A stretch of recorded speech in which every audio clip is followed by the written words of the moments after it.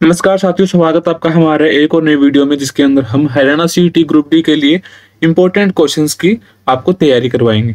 तो वीडियो में आगे बढ़ने से पहले अगर आपने अभी तक हमारे चैनल को सब्सक्राइब नहीं कर रखा है तो जल्दी से चैनल को सब्सक्राइब कर लीजिए, क्योंकि हम डेली आपके लिए हरियाणा सीईटी ग्रुप डी के मोस्ट इंपॉर्टेंट क्वेश्चंस जो प्रीवियस ईयर में पूछे जाने वाले हैं वो आपके लिए लेकर आते रहते हैं। तो चैनल को सब्सक्राइब कर लीजिए और वीडियो अच्छी लगे तो वीडियो को लाइक और शेयर जरूर कर देना। चलिए शुरू करते हैं। पहला क्वेश्चन इसका, हरियाणा में पंचायती राज व्यवस्था का मध्य स्तर कौन सा है? Option A Gram Panchayat, option B Panchayat Samiti, option सी नगर परिषद या ऑप्शन डी इनमें से कोई नहीं। तो दोस्तों इसका जो सही आंसर है वो ऑप्शन बी यहाँ पे राइट आंसर हो जाएगा। पंचायत समिति जो है वो हरियाणा में पंचायती राज का मध्य स्तर होती है। इसमें बताया गया है, देखो यह ब्लॉक स्तर पर आती है। जो पंचायत समिति होती है वो ब्लॉक स्तर पर आती है। यह ग्राम पंचायतों और जिला परिषद के बीच की कड़ी का काम करती है। पंचायती राज व्यवस्था के 3 स्तर होते हैं, ग्राम स्तर पर ग्राम पंचायत, ब्लॉक स्तर पर पंचायत समिति और जिला स्तर पर जिला परिषद। ठीक है, इस बात को आपको ध्यान में रखना है। चलिए अगला क्वेश्चन है, हरियाणा में धमाल नृत्य का प्रदर्शन किस अवसर पर किया जाता है? ऑप्शन ए फसल की कटाई से ठीक पहले, ऑप्शन बी बच्चे के जन्म पर, ऑप्शन सी विवाह उत्सव पर या ऑप्शन डी इनमें से कोई नहीं। तो दोस्तों जो धमाल नृत्य है वो फसल की कटाई से ठीक पहले किया जाता है। ऑप्शन ए इसका सही आंसर हो जाएगा। यह नृत्य गुड़गांव के अहिर क्षेत्र में प्रसिद्ध है। ठीक है, यह नृत्य महाभारत के समय से चला आ रहा है और यह नृत्य केवल पुरुषों द्वारा किया जाता है। ये एक सामुदायिक नृत्य है जिसमें पूरा गांव शामिल होता है। ठीक है, इस बात को भी आपको ध्यान में रखना है कि जो की पॉइंट इसकी। चलिए अगला क्वेश्चन है, हरियाणा पंचायती अधिनियम किस वर्ष में पारित किया गया था? ऑप्शन ए 1994, 1995, 1996 या फिर 1997। तो दोस्तों इसका जो सही आंसर ऑप्शन ए यहाँ पे राइट आंसर हो जाएगा। 1994 के अंदर हरियाणा में पंचायती अधिनियम लागू किया गया था। पंचायती राज व्यवस्था की शुरुआत राजस्थान में हुई थी। इसकी सबसे पहले शुरुआत राजस्थान के अंदर हुई थी। नेहरू जी ने 2 अक्टूबर 1959 को नागौर में पंचायती राज का उद्घाटन किया था और फिर 11 अक्टूबर 1959 को दशहरा के मौके पर आंध्र प्रदेश में पंचायती राज व्यवस्था लागू की गई थी। धीरे धीरे यह व्यवस्था पूरे भारत में लागू हो गई। ठीक है दोस्तों, चलिए अगला क्वेश्चन है, तार उपकरण जिसमें एक तार होता है और जिसे उंगलियों की मदद से बजाया जाता है उसको क्या कहते हैं? Option A sitar, option B guitar, option C harmonium या ऑप्शन डी इकतारा। तो दोस्तों इसका जो सही आंसर है वो ऑप्शन डी यहाँ पे राइट आंसर हो जाएगा। इकतारा जो होता है वो इसका सही आंसर है। चलिए अगला क्वेश्चन है, हरियाणा विधायिका किस प्रकार की है? ऑप्शन ए एक सदनीय, ऑप्शन बी द्विसदनीय, ऑप्शन सी त्रिसदनीय या ऑप्शन डी इनमें से कोई नहीं। तो दोस्तों इसका जो सही आंसर है वो ऑप्शन सी यहाँ पे राइट आंसर हो जाएगा। जो हरियाणा विधायिका है वो त्रिस्तरीय प्रकार की है। अगला क्वेश्चन है, भगवत गीता का संकलन किस द्वारा किया गया बताया जाता है? ऑप्शन ए वाल्मीकि द्वारा, ऑप्शन बी श्री गणेश द्वारा, ऑप्शन सी महर्षि वेदव्यास द्वारा या ऑप्शन डी अर्जुन द्वारा। तो दोस्तों इसका जो सही आंसर है वो ऑप्शन सी यहाँ पे राइट आंसर हो जाएगा। भगवत गीता का संकलन वेद व्यास ने किया था। वेद व्यास को व्यास मुनि भी कहा जाता है। ठीक है, वेद व्यास ने ही महाभारत में श्री कृष्ण के उपदेशों का संकलन कर एक ग्रंथ का रूप दिया था। भगवत गीता महाभारत का ही हिस्सा है। ठीक है, इस बात को भी आपको ध्यान में रखना है। चलिए अगला क्वेश्चन है, करनाल कुरुक्षेत्र की भूमि का प्रमुख क्षेत्र है। ऑप्शन ए धान, कपास, गेहूं या फिर सरसों। दोस्तों इसका सही आंसर है वो ऑप्शन ए यहाँ पे राइट आंसर हो जाएगा, धान। ठीक है, चलिए अगला क्वेश्चन है, कुरुओं द्वारा उपजाई गई भूमि क्या कहलाती है? ऑप्शन ए आदि रूपा, ऑप्शन बी बौद्धनक, ऑप्शन सी कुरु भूमि या ऑप्शन डी ब्रह्मोपदेश। दोस्तों इसका जो सही आंसर है वो ऑप्शन ए यहाँ पे राइट आंसर हो जाएगा, आदि रूपा। ठीक है, अगला क्वेश्चन है, हरियाणा में राज्य मार्ग और बंजर भूमि पर किसके पेड़ लगाए जाते हैं? ऑप्शन ए बरगद के, नारियल के, नीम के या फिर यूकेलिप्टस के। दोस्तों इसका जो सही आंसर है वो ऑप्शन डी यहाँ पे हो जाएगा, यूकेलिप्टस। ठीक है, यूकेलिप्टस को नीलगिरी पेड़ भी कहते हैं। ठीक है, नीलगिरी के पेड़ राज्य मार्गों और बंजर भूमि में लगाए जाते हैं। शीशम राज्य के उत्तरी भाग में सड़कों और नहरों के किनारे पर लगते हैं, जबकि छोटे चमकदार किकर के पेड़ और झाड़ियां दक्षिणी और दक्षिण पश्चिमी हरियाणा में पाए जाते हैं। ठीक है, चलिए अगला क्वेश्चन है, किस प्रकार की मृदा की जल धारण करने की क्षमता सर्वाधिक होती है? ऑप्शन ए चिकनी मृदा, ऑप्शन बी भारी मृदा, ऑप्शन सी सूखी मृदा या ऑप्शन डी हल्की मृदा। दोस्तों इसका जो सही आंसर है वो ऑप्शन ए यहाँ पे राइट आंसर हो जाएगा। जो चिकनी मिट्टी होती है उसकी जल धारण करने की क्षमता सर्वाधिक होती है।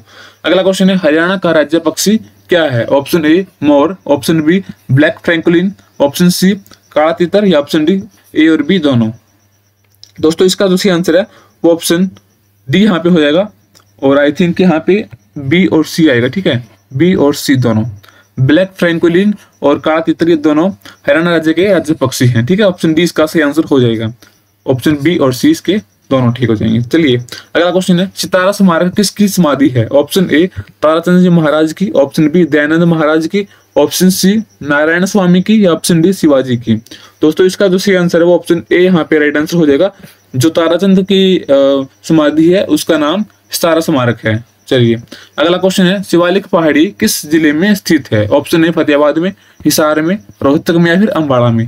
दोस्तों जो शिवालिक की पहाड़ियां हैं वो अम्बाड़ा के अंदर है। ऑप्शन डी इसका सही आंसर हो जाएगा। ठीक है, अम्बाड़ा के अंदर शिवालिक की पहाड़ियां पाई जाती हैं।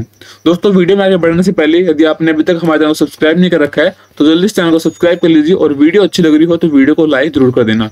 आपका लाइक और कमेंट मुझको मोटिवेट करता है नई नई वीडियो बनाने के लिए, तो आप लाइक और शेयर जरूर कर दिया करो। ठीक है, चलिए अगला क्वेश्चन है हरियाणा को क्या कहा जाता है? ऑप्शन ए बहुधानक, ऑप्शन बी धान का कटोरा, ऑप्शन सी भारत की गेहूं की टोकरी या ऑप्शन डी उपरोक्त तो सभी।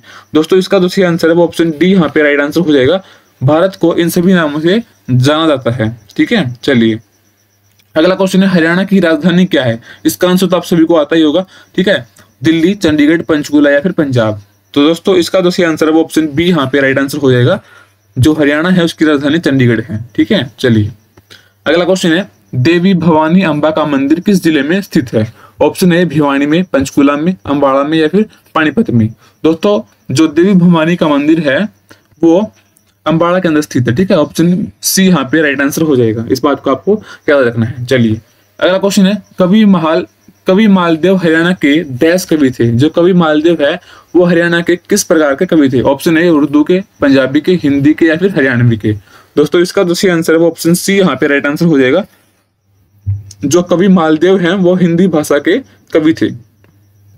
चलिए अगला क्वेश्चन है हरियाणा के राज्यपाल की नियुक्ति किसके द्वारा होती है? ऑप्शन ए राष्ट्रपति के द्वारा, ऑप्शन बी प्रधानमंत्री के द्वारा, ऑप्शन सी उपरोक्त दोनों या ऑप्शन डी इनमें से कोई नहीं।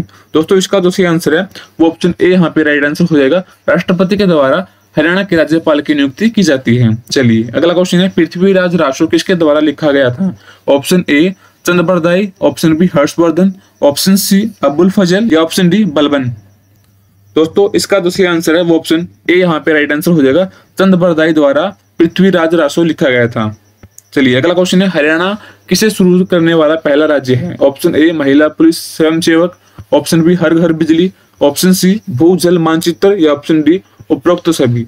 दोस्तों इसका जो सही आंसर है वो ऑप्शन डी यहाँ पे राइट आंसर हो जाएगा। जो हरियाणा है उन्होंने सबसे पहले इन सभी स्कीमों को लागू किया था, तो उपरोक्त सभी में सही आंसर हो जाएगा। चलिए अगला क्वेश्चन है हरियाणा नगर निगम विधेयक किस वर्ष के दौरान पारित किया गया था? ऑप्शन ए 2015, 16, 17 या फिर 2018। दोस्तों इसका जो सही आंसर है वो ऑप्शन बी यहाँ पे राइट आंसर हो जाएगा। 2016 के अंदर हरियाणा नगर निगम विधेयक जो है वो पारित किया गया था। चलिए अगला क्वेश्चन है बहादुरगढ़ का पुराना नाम क्या था? Option A Sarfabad, option B Sarpdaman, option C Ikdar या ऑप्शन डी प्राणप्रस्थ। दोस्तों इसका जो सही आंसर है वो ऑप्शन ए यहाँ पे राइट आंसर हो जाएगा। सरफाबाद बहादुरगढ़ का पुराना नाम था। चलिए अगला क्वेश्चन है हरियाणा के किस जिले में सबसे कम वर्षा होती है? ऑप्शन ए रोहतक, फतेहाबाद, सिरसा या फिर हिसार।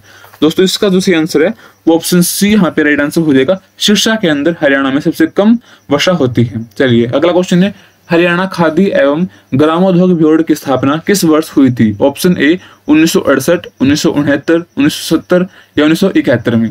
दोस्तों इसका जो सही आंसर है वो ऑप्शन बी यहाँ पे राइट आंसर हो जाएगा। 1969 के अंदर हरियाणा खादी एवं ग्रामोद्योग बोर्ड की स्थापना हुई थी। चलिए अगला क्वेश्चन है रबी की फसल किसके अंत में बो जाती है?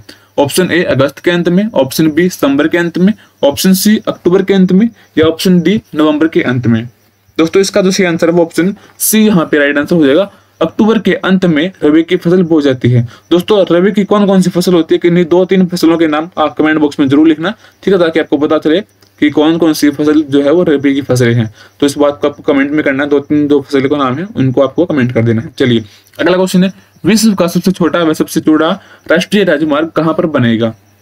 ऑप्शन ए हिसार के अंदर, ऑप्शन बी गुरुग्राम के अंदर, ऑप्शन सी फतेहाबाद के अंदर, या ऑप्शन डी रोहतक के अंदर। दोस्तों इसका जो सही आंसर है वो ऑप्शन बी यहाँ पे राइट आंसर हो जाएगा।